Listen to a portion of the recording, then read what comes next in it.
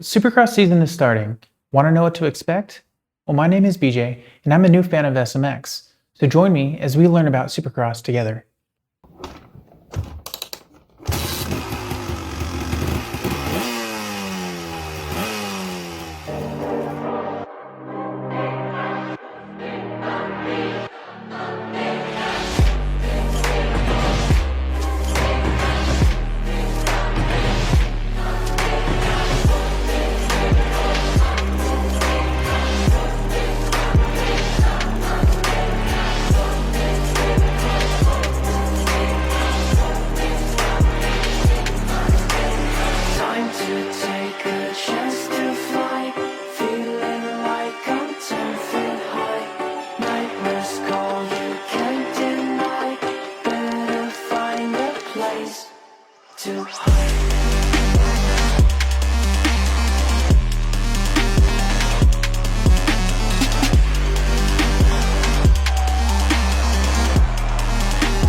They're just mad that I'm him and they gotta deal with it. If you don't like it, you can suck it, honestly. Hey, we the champ now.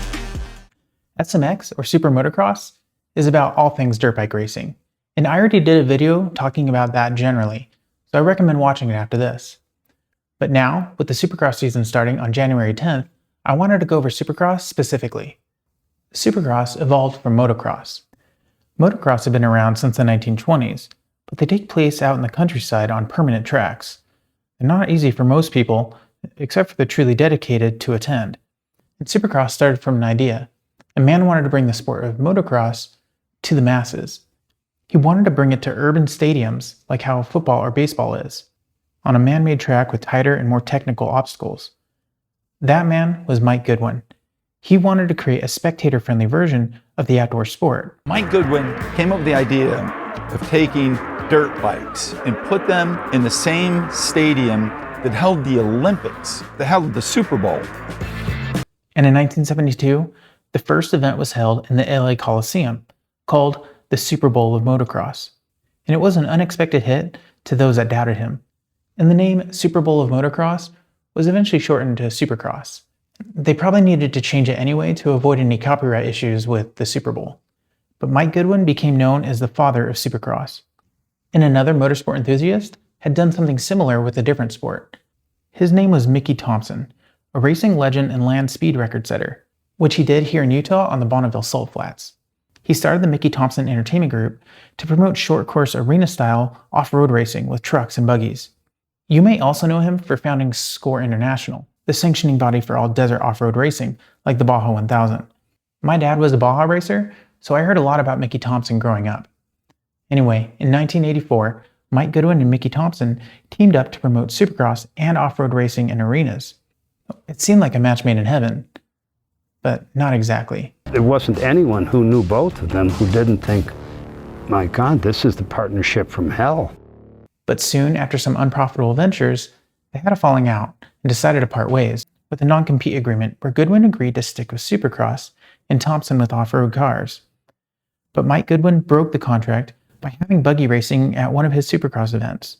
Mickey Thompson sued him and won, while Mike wanted revenge. Michael Goodwin could finally be indicted by a grand jury for the 1988 ambush murder of racing legend Mickey Thompson and his wife Trudy, who were shot outside their home by two gunmen who rode away on bicycles. They left behind thousands of dollars worth of cash and jewelry the couple had on them, leading investigators to suspect murder for hire. I had nothing to do with it.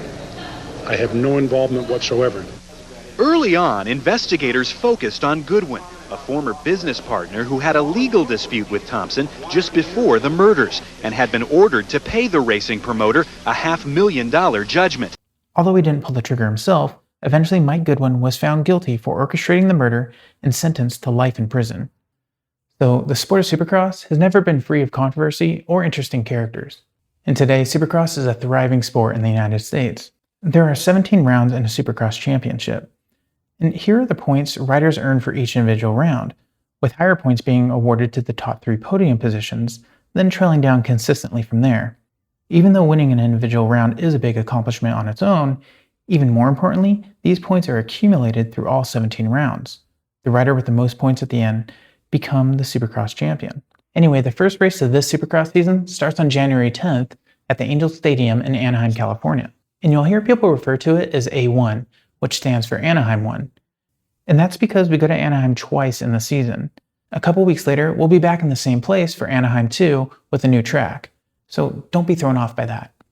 They have two classes, as discussed in my previous video, the 250 and the 450 classes.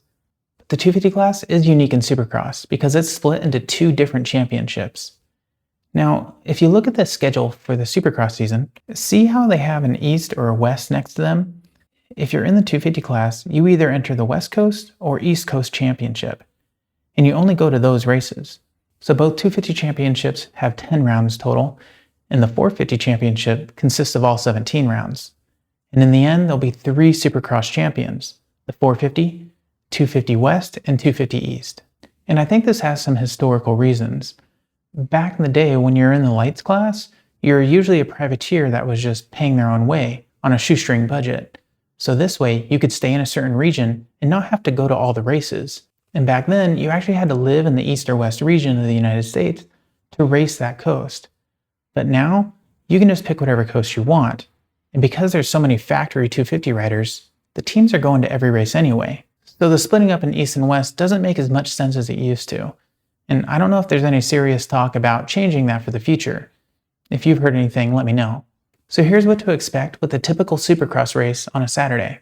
They have a daytime pre-show called Race Day Live. It is hosted by 2 previous motocross racers, Adam Sansarillo and Justin Brayton. They're both pretty cool and chill. They usually go by their initials JB and AC. But I can't get over the fact of how much AC looks like Rick Astley. NBC has to do a promo of Adam doing a parody of Never Gonna Give You Up.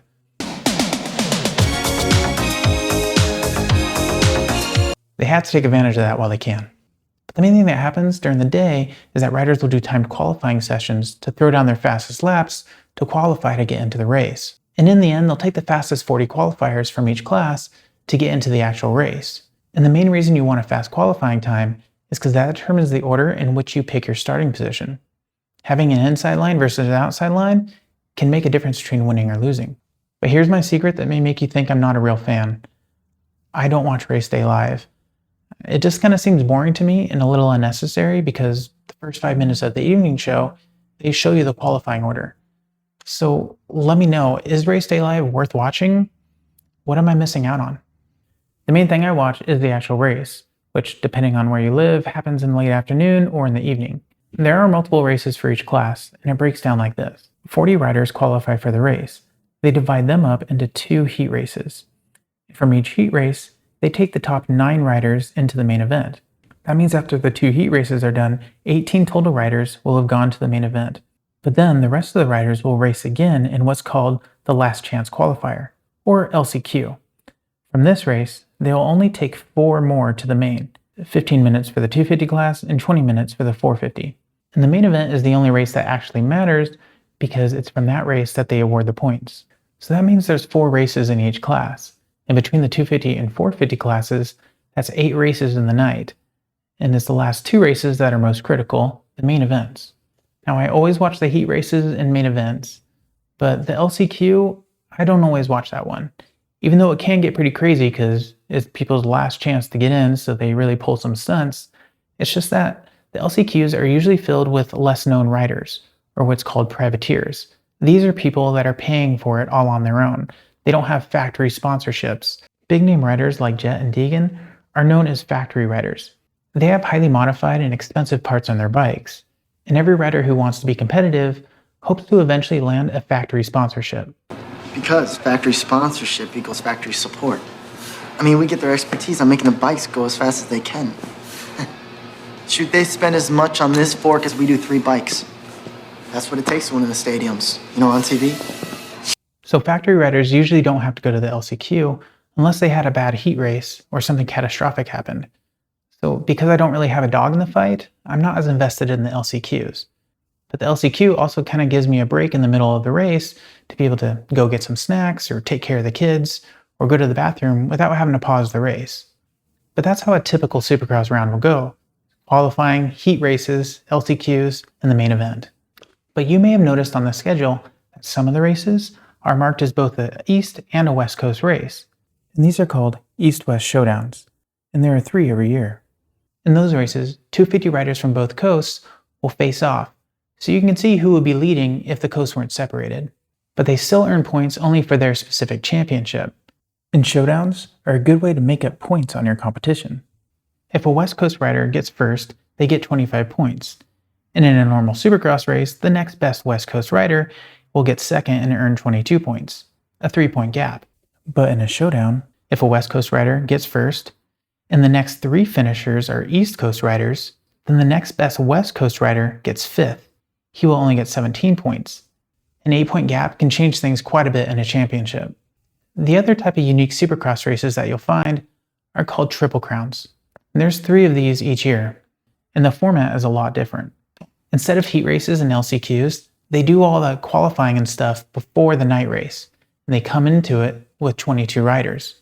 And then there are 3 races. Each race you get a score for your position, and then at the end they add them all up for your final score. The lowest score gets awarded first place, 25 points, second lowest score gets second, 22 points, and so on. Sometimes the math gets crazy and a little unpredictable, where one bad race could change the whole results at the drop of a hat. Triple Crowns kind of help mix it up, and on race day it can feel a little hectic because every time they're on the track, they're going for points and it means something. Unlike in regular Supercross races where they can get a mulligan if they have a bad heat race. I think that covers the basics for Supercross. What do you find the most interesting? And if I left anything out, let me know. And if you have any questions, we can cover it in future videos. Anyway, enjoy the races, and I'll see you at A1. And if you want to know about SMX in general, check out this video that I made earlier. Anyway, thanks for watching.